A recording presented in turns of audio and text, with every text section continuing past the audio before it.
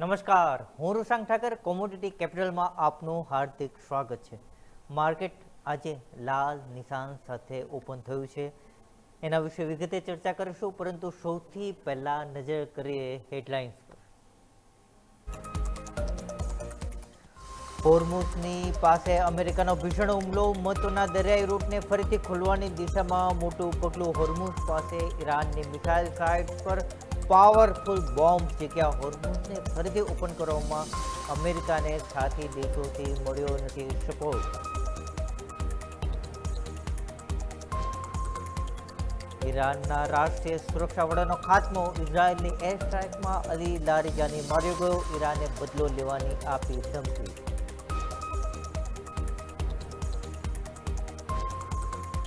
મેટલ્સમાં નરમાશ જોવા મળી. ગોલ્ડમાં 0.26%, જ્યારે સિલ્વરમાં 0.85%નો ઘટાડો. કોપર, ઝિંક, લેડ, એલ્યુમિનિયમ તમામ મેટલ્સમાં ઘટાડો જોવા મળ્યો.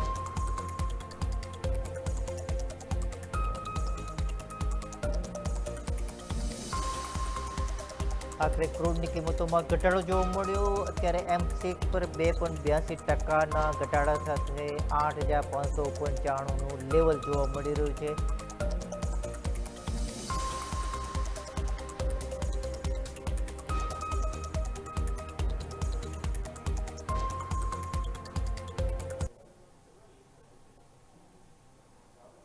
કોમોડિટી માર્કેટ અત્યારે ટોટલી બેરિશ છે. બુલિયન હોય કે બેઝ મેટલ્સ તમામની કિંમતોમાં ઘટાડો જોવા મળી રહ્યો છે. અત્યાર સુધી કાચા તેલ એટલે કે ક્રૂડ ઓઇલ બહુ ભાવ ખાતું હતું, હવે એની કિંમતો પણ ગગડવા લાગી છે. અને આ બધા વચ્ચે ભારતીય રૂપિયો પણ હતાશ થઈને બેઠો છે.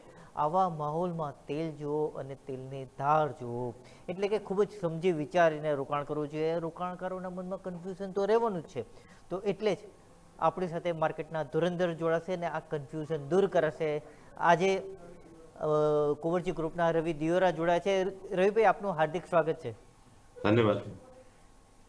રવિભાઈ, આ રૂપિયાની વાત કરીએ તો અત્યારે ટોટલી દબાણ જોવા મળે છે. ક્રૂડની કિંમતોમાં વધારો જોવા મળશે, ત્યારથી દબાણ અત્યારે જોવા મળી રહ્યું છે. તો એશિયાની બીજી કરન્સીઓની સરખામણીમાં રૂપિયાની હાલત કેવી છે?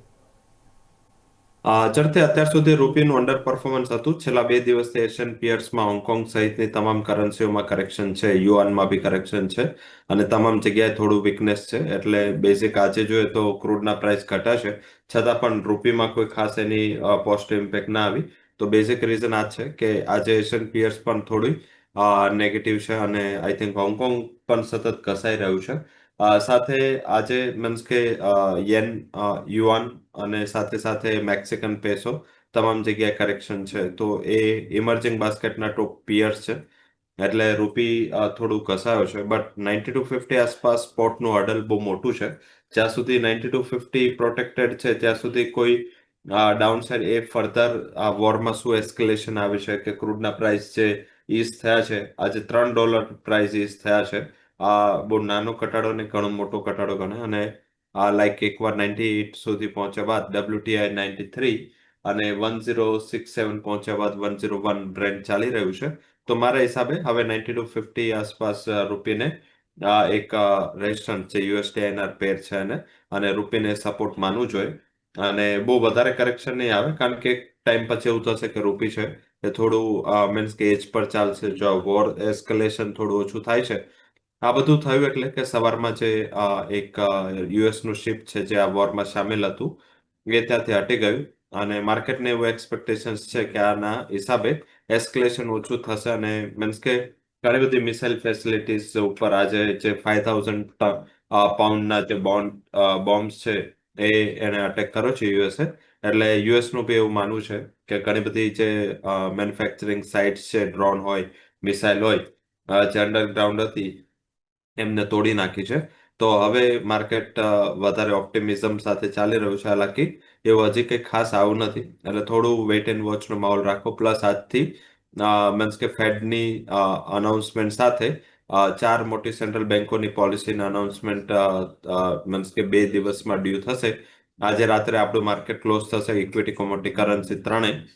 પછી 11:30 ફેડની પોલિસી છે. આવતીકાલે bank of England, bank of Japan અને યુરોપિયન સેન્ટ્રલ બેંક, અને શુક્રવારે સવારે ચાઇનાના ઇન્ટરેસ્ટ રેટનું ડિસિઝન છે, એટલે માર્કેટ થોડું આ ઇવેન્ટ પહેલા પણ અત્યારે નર્વસ રહેશે. તો રેન્જ બાઉન્ડ કારોબાર રહેશે. All over range would be around 92.20 થી 92.50 સુધીની સ્પોટમાં રહી શકે છે. બિલકુલ, આપણે વાત કરીએ હોર્મુઝની સામુદ્રી ધુની બંધ રહી છે તો એનાથી ક્રૂડ ઓઇલ અને નેચરલ ગેસની જે સપ્લાય છે એ ખોરવાઈ ગયો છે એની વાત થઈ રહી છે, પરંતુ સાથે જ બીજી વાત એ છે કે ટ્રેડ ડિફિસિટ પણ વધશે, કેમ કે ભારત તરફથી એક્સપોર્ટ પણ ઓછો થશે.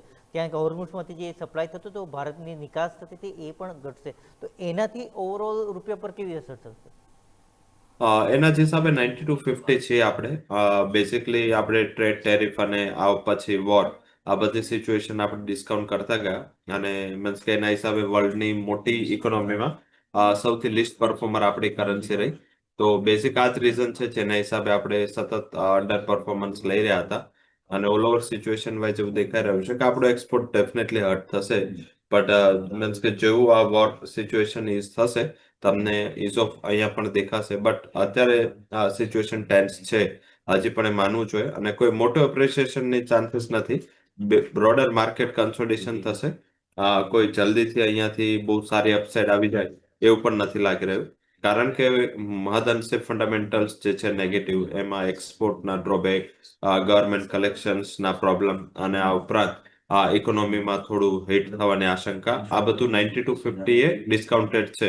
જો આ પ્રોલોંગ ચાલે વોર કે એસ્કેલેશન વધે કે આ ક્રૂડના પ્રાઇસ ફરીથી 100 આસપાસ WTI જાય, આવું કોઈ ફેક્ટર થાય છે તો ફર્ધર વીકનેસના ચાન્સીસ છે. અધરવાઇઝ આમ જોઈએ તો આટલા મોટા કરેક્શન ઓલરેડી આવી ચૂક્યા છે. એટલે બ્રોડર અહીંયા મને એવું દેખાઈ રહ્યું છે વિધાઉટ એની ન્યૂઝ, થોડું માર્કેટ એક કન્સોલિડેશન થતું જોવા મળશે અને ત્યારબાદ આ વોર કેટલું ચાલે છે એના ઉપર માર્કેટની ફોકસ જશે. બટ 2 દિવસ આ પોલિસી ઘણી બધી છે તો એના ઉપર માર્કેટે ફોકસ રાખવું પડશે. હવે ગોલ્ડની વાત કરીએ તો અત્યારે 0.31% ઘટાડા સાથે 1,55,500નું લેવલ જોવા મળી રહ્યું છે. મંગળવારે 1,55,985 પર બંધ થયું હતું. સળંગ 5 દિવસથી આપણે ઘટાડો જોઈ રહ્યા છે, તો એ જ સ્થિતિ આજે રહેશે?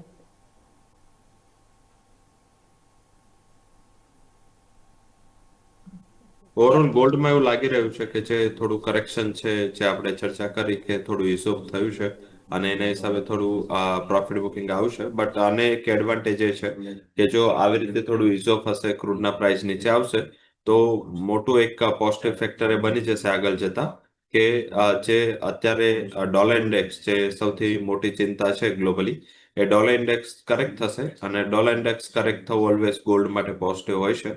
તો 1.55 આસપાસ જો મળે છે કોન્ટ્રા કોલ લો, અત્યારે ડોલર ઇન્ડેક્સ મારા હિસાબે એકવાર પોલિસી પહેલા તો આજે ફ્લેટ રહેશે, બટ પોલિસી બાદ મારા હિસાબે ત્યાં પણ આપણે જેવું જ છે કે રેટ કટ નહીં થાય, હોકિશ પોલિસી કમેન્ટ રહેશે.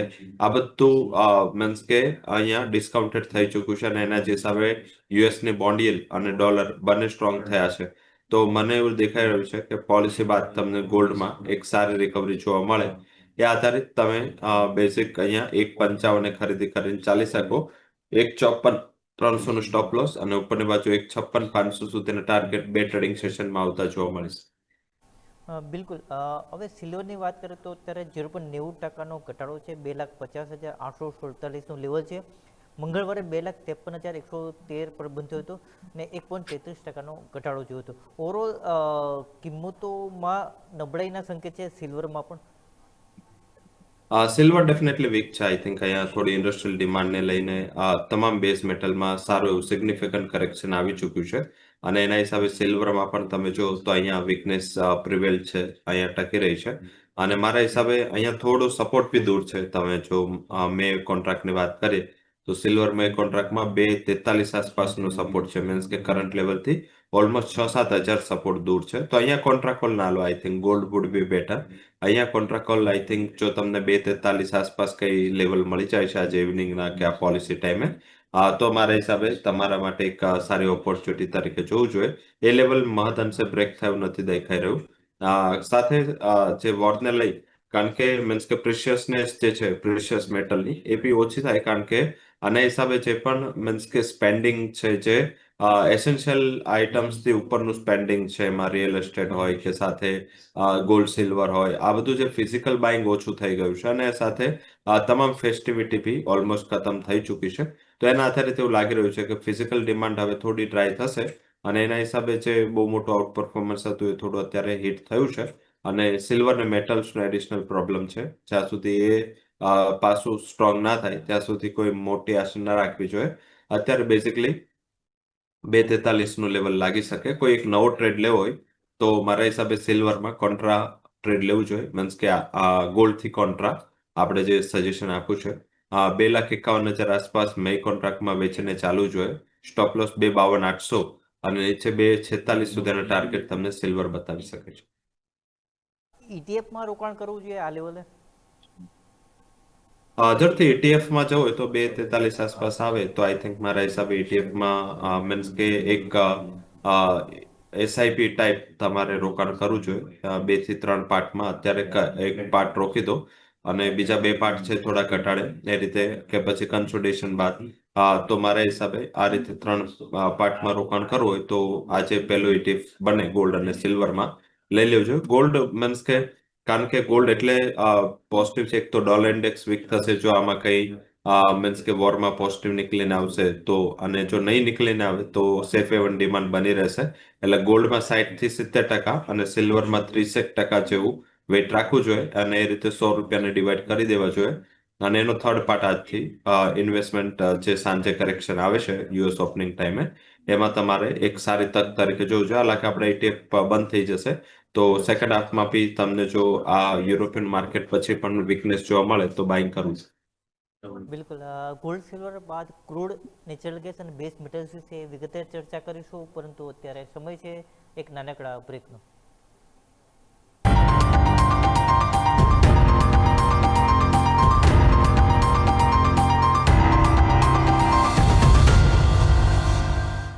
બ્રેક બાદ આપનું સ્વાગત છે. હવે ક્રૂડ ઓઇલની વાત કરીએ તો અત્યારે 2.78% ઘટાડો છે. 8,598નું લેવલ અત્યારે જોવા મળી રહ્યું છે MCX પર.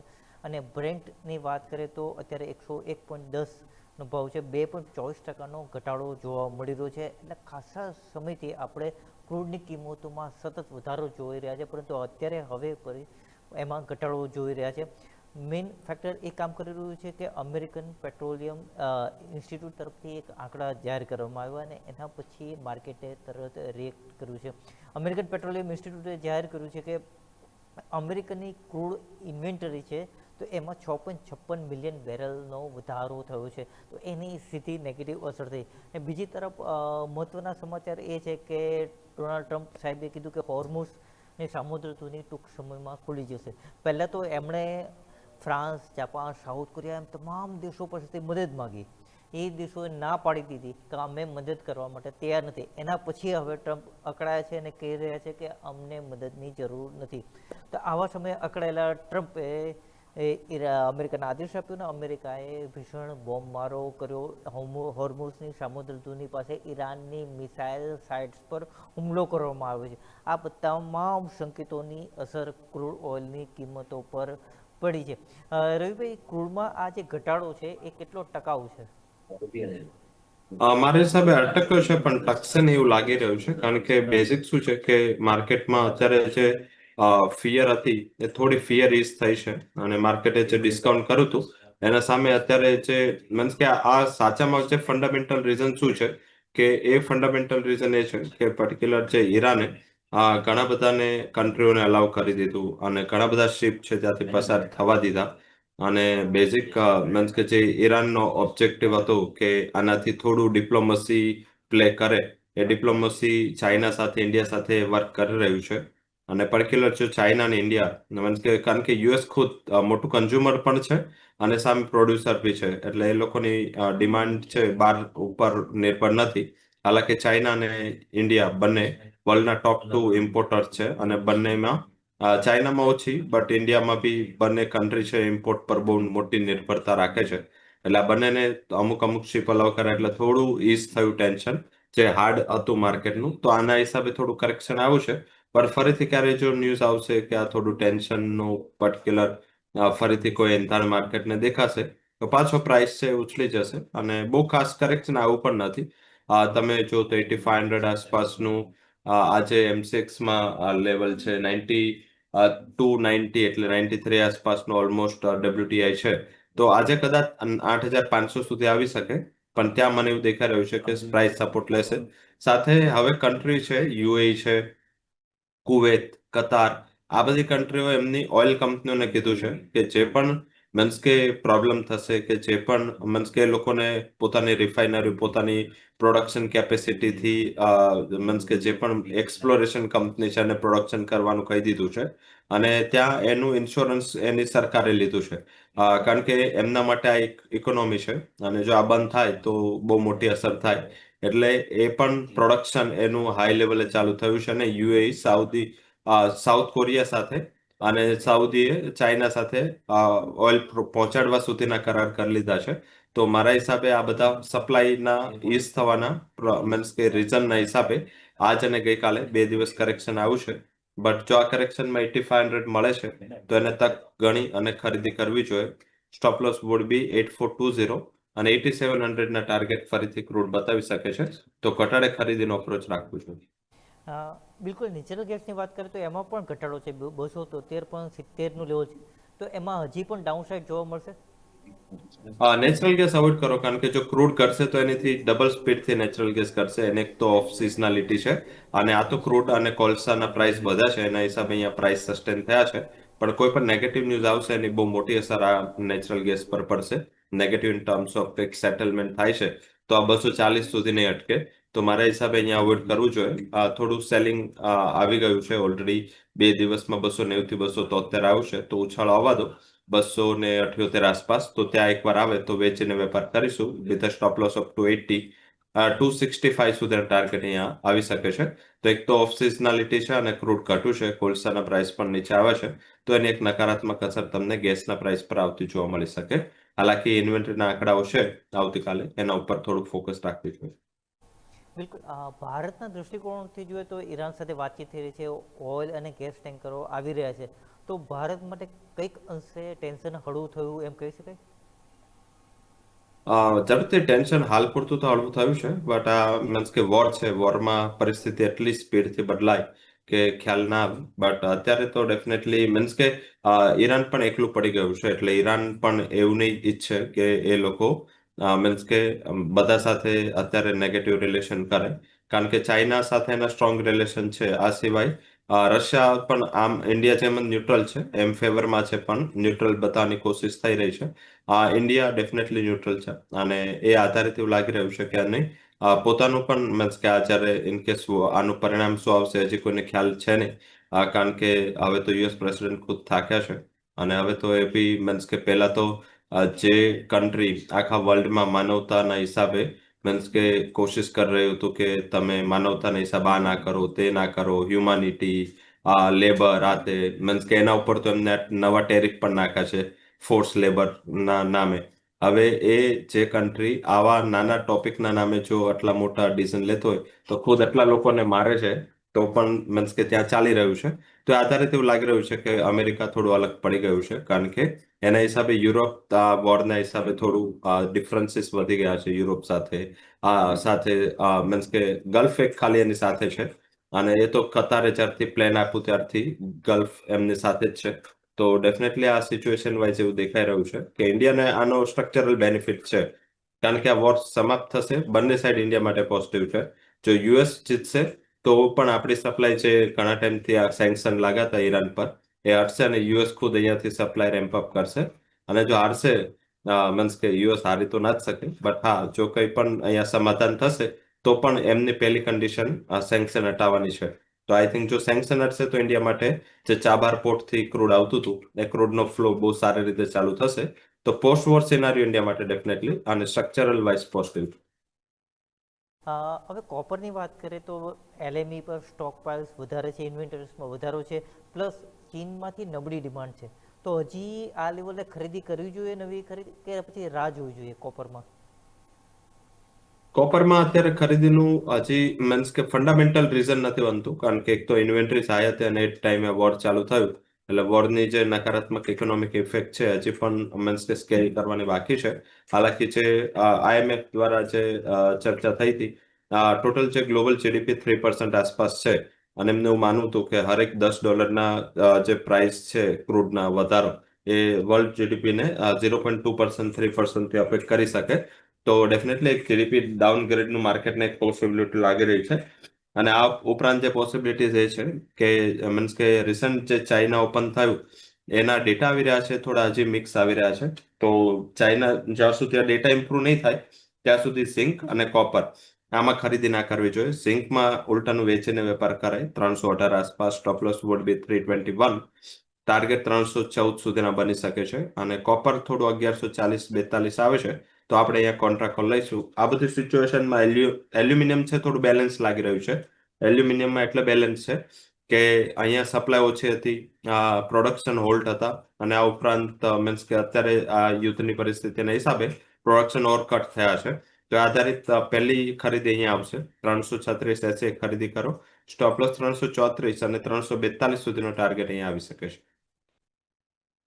રોહિતભાઈ, આપનો ખૂબ ખૂબ આભાર. આપે ખૂબ મહત્વની જાણકારી આપી અને આપના તરફથી સ્ટાન્ડર્ડ ડિસ્ક્લેમર.